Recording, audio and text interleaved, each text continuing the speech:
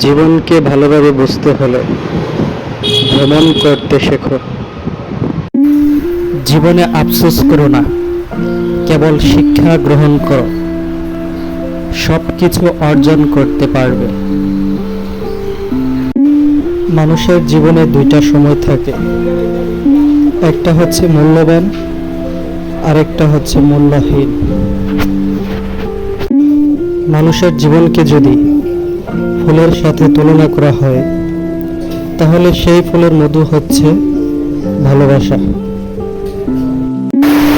যারা আমাকে সাহায্য করতে মানা করে দিয়েছিল, আমি তাদের প্রতি কৃতজ্ঞ, কারণ তাদের ন্যায়ের জন্যই আজ আমি নিজের কাজ নিজে করতে শিখেছি। জীবন খুবই কঠিন। আপনি যখন বোকা হন, তখন জীবন আরো কঠিন হয়।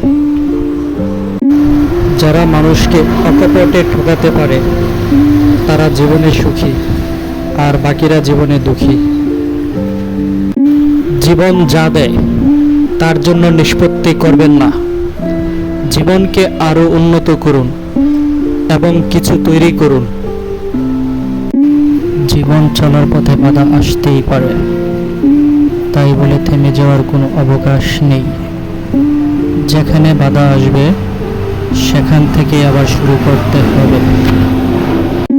যে অন্যের জন্য বাঁচে বা জীবনকে উৎসর্গ করে, তার জীবন সার্থক।